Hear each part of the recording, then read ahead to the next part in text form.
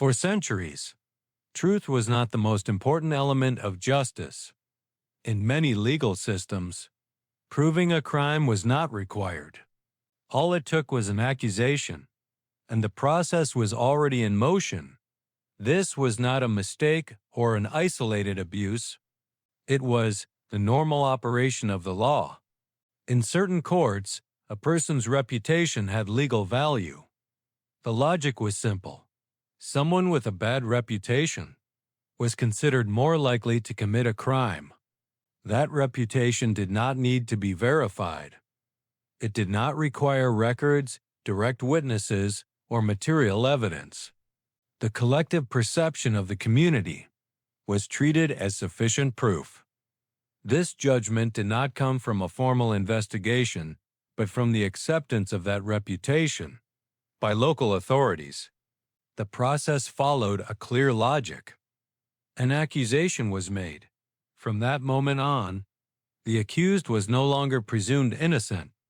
The burden of proof was reversed. It was not the court's responsibility to prove guilt. It was the accused, who had to prove they did not deserve suspicion. Denying the accusation did not help. In many cases, denial was interpreted as resistance or deceit. The system was not searching for facts. It was searching for confirmation of a suspicion that already existed. Historical records show that this model was not an exception. Across different regions, there is recurring documentation of trials based solely on social reputation. Women who lived alone, people considered inconvenient, or individuals pushed to the margins of society, were frequently condemned without any material evidence. There was no need for a crime to be witnessed.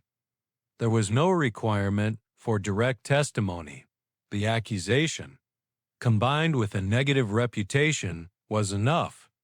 What makes this system most disturbing is that it was not hidden. Judges applied these rules openly. Authorities defended this logic. The community accepted the outcome. For the society of the time, allowing someone with a bad reputation to go free was seen as a greater risk than condemning an innocent person. Punishment without proof was understood as prevention, not injustice. Today, a system like this would be considered profoundly unjust, but for centuries, it was treated as legitimate. The accusation was enough, reputation decided. Evidence was not necessary.